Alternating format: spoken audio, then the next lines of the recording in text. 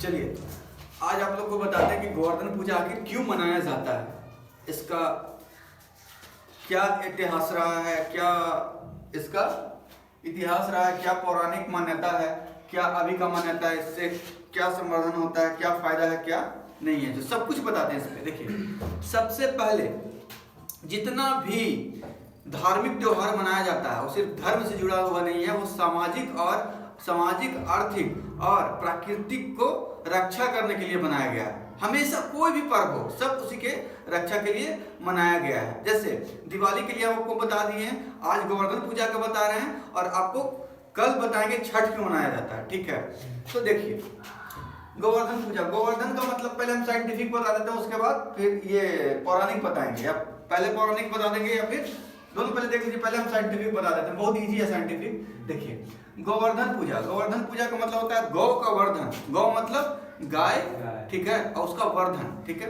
तो गोवर्धन मतलब यहाँ भी देखिए यही कारण है, किस चीज का, मानवता और प्रकृति का संरक्षण। गाय, क्योंकि जब हम इतिहास पढ़ेंगे तो हमको पता होगा कि हमारे पास जब खेती करने की कला नहीं थी, हमारे पास कोई संसाधन नहीं था खाने पीने का, तो सिर्फ और सिर्फ एक ही धन था। कौन सा धन था?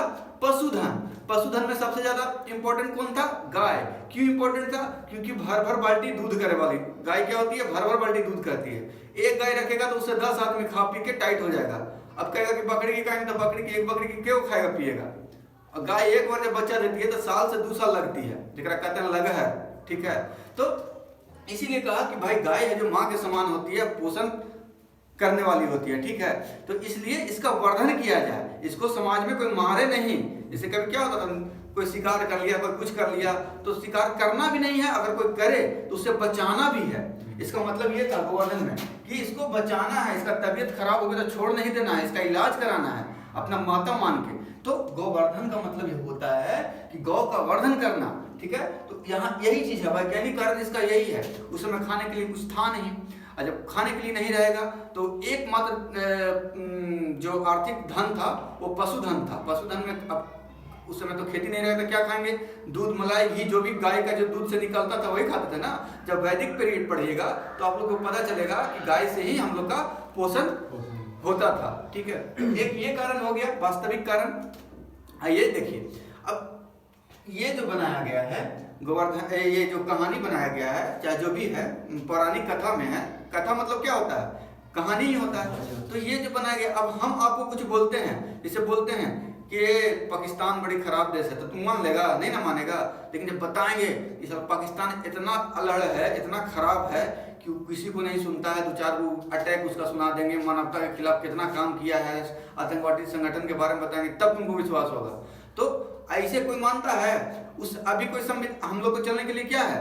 संविधान है, डायरेक्ट संविधान बन जाता है। तो उस समय क्या चलता था? कथा से चलता था। लोगों को कैसे समझा सकते थे हम? कथा से समझा सकते थे, ठीक है।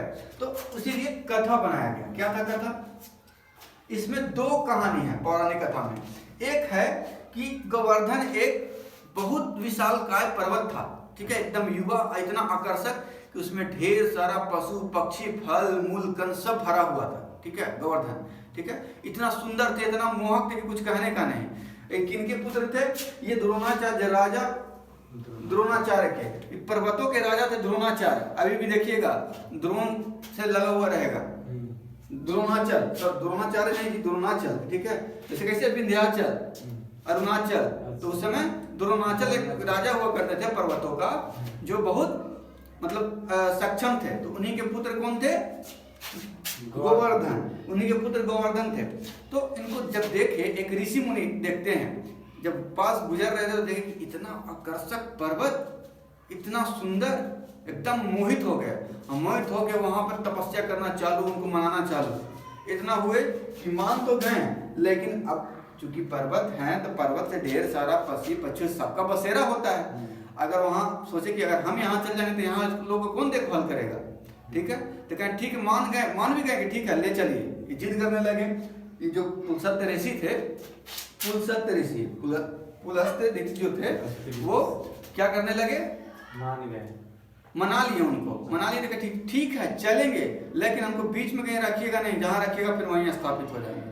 तो उठाए, वहां थोड़ा दूर ही चले, इतना दूर कि मतलब पशु पक्षी वहां भी आ सकता था, बहुत दूर नहीं, थोड़ा ही दूर चले, उनको किसी कारणवश रखना पड़ गया, रख गए तो फिर वहीं स्थापित हो गए। तो वहां स्थापित हो गए तो ये जो ऋषि थे गुस्सा हो गए, वहां से हिले नहीं तो गुस्सा हो गए, तो श्राप दे दिए कि आप दिन पर दिन प्रतिदिन आप घटते जाइएगा। तो वही कहा जाता था कि एक समय जो था बहुत बड़ा पर्वत था, कौन, गोवर्धन पर्वत, बहुत बड़े पर्वत थे जो आज महज 30,000 फीट एक समय उनका हुआ करता था, आज महज कितना 30 मीटर के अंदर उनका हाइट सिमट के रह गया। एक कथा ये है। दूसरा कथा भगवान कृष्ण से रिलेटेड। भगवान कृष्ण उस समय क्या थे, न्याय प्रिय थे, बहुत ही मोहक भगवान का रूप थे, ठीक है। तो उस समय इंद्र भगवान और ये गोवर्धन पूजा जो होता है गोवर्धन पर्वत, दोनों में डिस्प्यूट चलता था, क्योंकि इंद्र भगवान क्या थे, बहुत घमंडी थे, क्रूर थे, ठीक है। वो कहते थे कि सिर्फ और सिर्फ हमको पूजा करो और किसी को नहीं। तो वहाँ जो ब्रिजवासी था, वहाँ का जो ब्रजवासी जिसको कहते हैं, ठीक है, तो वो क्या करते थे कि अब गोवर्धन पूजा इतना है, फल दे रहा है, मूल दे रहा है, कण दे रहा है, जानवर को रहने के लिए चारा दे रहा है, हम लोग को बचाना, आंधी तूफान से बचाने के लिए हर तरह से प्रोटेक्ट कर रहा है। जैसे आज हमारा हिमालय कर रहा है ना प्रोटेक्ट, वैसे उस समय गोवर्धन करते थे सबका प्रोटेक्ट। तो कहते थे लोग, उनका ही पूजा करता था, समझे।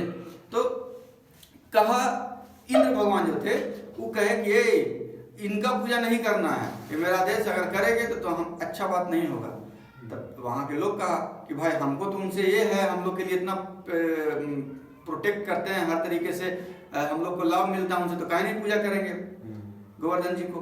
तो गुस्सा हो गए इंद्र भगवान। इंद्र भगवान गुस्सा हो गया, पूरा बारिश कराने लगे, पूरा बारिश कराने लगे। तब ब्रजवासी पूरा टेंशन में, क्योंकि उनके पास क्या था, पशु में सबसे ज्यादा गाय बैल बकरी जो भी था पशु था, ठीक है। बैल देखिए, पशु में दो पशु को सबसे ज्यादा क्या क्यों महत्व दिया गया, गाय बैल को। उस समय खेती के लिए बैल जरूरी था और खाने के लिए दूध, ठीक है। क्योंकि खेती उस समय उतना भी ये नहीं था, हम आगे बताएंगे उसका, ठीक है। तो इंद्र भगवान क्या थे, खूब बरसात कराने लगे, पूरा पानी जमने लगा, सब गाय हुई एकदम डूबने लगा, जितना पशु था। तो सब अकबका के गया श्री कृष्ण के पास कि भगवान देखिए ना, देखिए कान्हा ऐसे ऐसा बात है। तो श्री कृष्ण जी बोले, प्रेम से बोले, नहीं माना। तब जाके क्रोध होके क्या करते हैं कि गोवर्धन पर्वत को लेते हैं, ऐसे अपना उंगली पे उठा लेते हैं, पूरा पृथ्वी कंपन होता है। और जब देखते हैं इंद्र भगवान के, अरे बाप रे, इतना भारी कानी उंगली पर जब उठा सकते हैं तो मेरे साथ क्या नहीं कर सकते हैं, समझे। तो फिर वो अपना प्रकट होते हैं और श्री कृष्ण से क्षमा मांगते हैं। क्षमा मांग के कहते हैं कि हमसे गलती हो गया, मेरा अहंकार टूट गया, हम ही सबसे बड़ा बलशाली नहीं है, जो हमको क्षमा कर दीजिए। तभी वहां पे क्या किया होता है कि श्री कृष्ण जी कहते हैं ठीक है, गलती तो सबसे होता है। श्री कृष्ण भगवान उनको क्षमा कर देते हैं और क्षमा करके कहते हैं कि अब गोवर्धन पूजा हर एक साल मनाया जाएगा और धूमधाम से मनाया जाएगा। और वहां पे किस चीज का, अनाज का पकवान बना के उनको भोग लगाया जाएगा हर एक पर। तो उसी को कहा गया क्या, अन्नकूट उसी को कहा। देखिएगा गोवर्धन पूजा के दिन खूब खीर बनेगा, पूड़ी बनेगा, दल पूड़ी बनेगा, सब बनता है ना, और भोग लगता है। तो वो स्वेच्छा से स्वीकार किए, वो भी इंद्र भगवान भी। और गोवर्धन पूजा का स्टार्ट हो, गोवर्धन पर्वत का पूजा भी होने लगा। और वहीं पे देखिएगा कि किस चीज का संरक्षण करने गए थे, गाय, इंसान और गाय का, ठीक है, मिलनी रूप से, ठीक है, सबसे ज्यादा। तो इसीलिए वहां का नाम पड़ा क्या, गोविंद। उसी के बाद भगवान कृष्ण का नाम गोविंद भी पड़ गया, गोविंद कहा जाने लगा, समझे। उसी के बाद गोविंद कहा जाने लगा। तो ये कहीं ना कहीं यहाँ भी किस चीज का रक्षा कर रहे हैं, इंसान, प्रकृति और मतलब पर्वत का, इंसान का, पशु का, सबका, मतलब पूरा तरह से प्रकृति का रक्षा कर रहे हैं। यहाँ भी क्या कर रहे हैं, प्रकृति का रक्षा कर रहे हैं ना। तो साइंटिफिकली ये भी है और ये भी है। देखिए अब कहेगा कि काल्पनिक था, अरे बाबू कोई भी कहानी होता है किसे लिखाता है, जब कोई घटना, जैसे प्रेमानंद महाराज हैं, इस समय में प्रेमानंद महाराज भगवान के रूप से कम नहीं है, समझो। कम से कम अभी लाखों व्यक्ति का जान बचा चुके होंगे, सिर्फ अपना विचार बता के, प्रकट करके। इतना लोग उनसे इंस्पायर हुआ है, इतना लोग उनसे मोटिवेट हुआ है। और लोग जितना भी मतलब हर तकलीफ ये वो छोड़ के जो जाते हैं, सिर्फ अभी मोबाइल पर उन्हीं के बारे में देखते हैं। एकदम उनका बोलते हैं तो ऐसा चमकता है जैसे सूर्य की रोशनी का एकदम तेज रहता है, वैसे एकदम उनका आवाज से निकला हुआ, मतलब एक अलग शरीर में एनर्जी देता है, समझे। वो है प्रेमानंद महाराज। तो उनको प्रेमानंद महाराज क्या है, इंसानी है, लेकिन उनके अंदर जो वास है आत्मा वो भगवान वाला है। अगर कोई बिना हथियार लगाए, बिना कोई औजार लगाए, बिना कुछ किए अगर लाखों व्यक्ति का जान बचा सकता है, चिंता मुक्त कर सकता है, स्ट्रेस लेवल कम कर सकता है, तो किसी भगवान से कम है क्या? तो वही चीज था। तो श्री कृष्ण भी एक विचार थे, उस समय एक भगवान थे, समझे?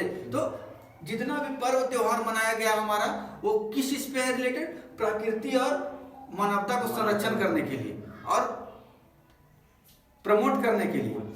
इंसान का जानवर से कुछ खास लगा हुआ इस पर्व के बाद आज के दिन देखेंगे एकदम पगा गाय के बदलाएगा, गाय बैल के नहावल जाएगा, नहा के पूरा भोग लगा के सबसे पहले उसी को खिलाया जाएगा। देखते हैं कितना अच्छा लगता है। तो यही सब है। आज सुनिए, जो यूट्यूब पर देख रहे हैं, अगर कहानी जो बताएं अगर ये सब अच्छा लगे तो थोड़ा सा शेयर कर दीजिए और चैनल को सब्सक्राइब कर लीजिए। जितना भी पर्व होता है सबका हम बताएंगे, साइंटिफिक भी, पौराणिक कथा भी, सबको जितना भी है, ठीक है? तो थोड़ा इतना कर सकते हैं आप लोग, तो इतना कर दीजिएगा। चलिए, थैंक यू।